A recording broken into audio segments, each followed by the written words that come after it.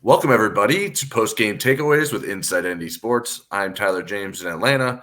He's the one and only Eric Hansen, and we're here to share our postgame takeaways from Notre Dame's 31-13 win over Georgia Tech. Eric, what was your biggest takeaway from Saturday's game in Mercedes-Benz Stadium? My biggest takeaway was I'm trying to boil it down that I think we know the team that Notre Dame is, and it's not one that's going to lead Sports Center probably ever because they're not the shiny object. They're just a very tough, very defensive-minded team, very resilient, and they seem to have new heroes every week. How's that for succinct? That wasn't very succinct, but it was successful. That was my main takeaway. And I don't think there's anything wrong with that. I think this is their path to the college football playoff, and they're embracing it, and they're good at it. Yeah, and I think one of the parts of the – I don't know that you could call it a blueprint, but something that keeps recurring is Notre Dame is getting behind early but not panicking early, and that sort of adds to the I think the theme of, like, this isn't exactly the team you want to see always from Notre Dame, but they're coming out and learning from mistakes and not letting it impact them for the rest of the game. Notre Dame trailed 7-0. It didn't really matter. Notre Dame made its adjustments on defense. The offense found a rhythm that may catch up to Notre Dame at some point. But I like the way that they're not panicking from these early deficits and slow starts. Yeah, and I think that some people feel like if it's going to catch up to them, it would against one of these service academy teams that are having historically good seasons. I think the thing that was good about today's game was that Georgia Tech didn't give Notre Dame many offensive possessions, at least in the first half. I think there might have been 4. And so Notre Dame kind of got used to, okay, this is how these games are going to go. And even though they don't play a similar offense anymore, although at one point they did when Paul Johnson was there, this did get Notre Dame into the rhythm of having to value every possession. And once they got past that first crummy one, they were pretty good. But, you know, what I said was this was a team that played in an opulent stadium with an unopulent team. They're just not something that, you know, fans are going to get excited about, but they're very consistent with it. And the thing, I just love the way that how resilient they've been. And they have guys like, you know, there's new people, new faces that we didn't expect to be such main players. I mean, Leonard Moore is a big-time player on this defense right now. Drake Bowen, you know, we thought, well, maybe he'll get overtaken by Kingston Viliana-Muasa. Instead, they've kind of pushed each other, and you see them on the field together sometimes. And Drake Bowen is, man, I was impressed the heck out of I was really impressed with him today. 9 career-high 9 tackles. And, I mean, there was a pop with all 9 of those tackles too. And even Riley Leonard, I think there's an element of that some people are never going to get past the fact that this guy gets NIL money. And they're not going to get past the fact that he doesn't look like some of the other quarterbacks that they see on TV. And I do think Riley Leonard has to continue to get better as a passer. He hit the 200-yard mark again today. He had 12 completions in a row after kind of a shaky start. But value the fact that this guy has 10 rushing touchdowns too, and that he can get you first downs on 3rd and short and 4th and short. Maybe not on 4th and medium all the time when he goes high in the air, but I do think he fits into this blueprint. Yeah.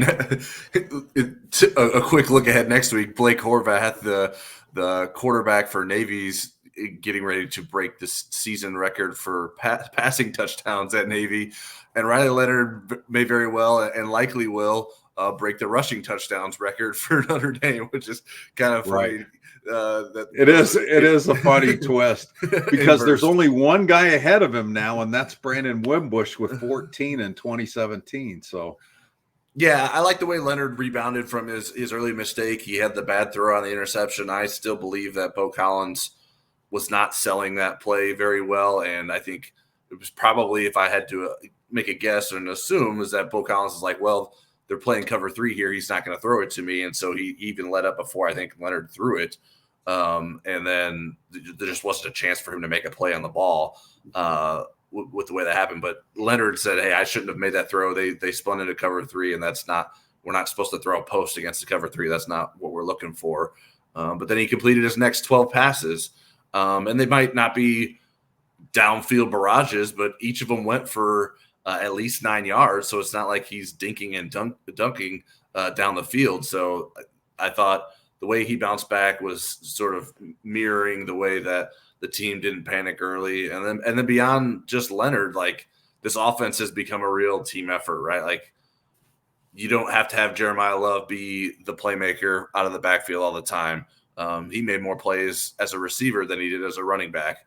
Jadarian Price is the leading rusher. Bo Collins led Notre Dame in receptions. Jeremiah Love led Notre Dame in receiving yards. Mitchell Evans makes a nice impact. Even Aeneas Williams had some nice moments. So I think we're seeing, yes, this offense isn't flashy, but it does have a number of different ways and a number of different people it can lean on to combine to put forth an effort that's worthy of winning on a weekly basis.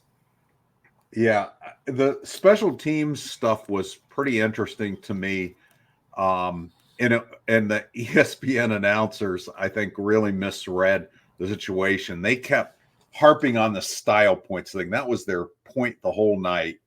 And then they were like, "See, this is the style points. Marcus Freeman knows he needs to get style points." They figured this fake field goal and fake punt were results of needing to satisfy the style points things. Notre Dame's style points are its toughness and resilience. It's not fake field goals and fake punts.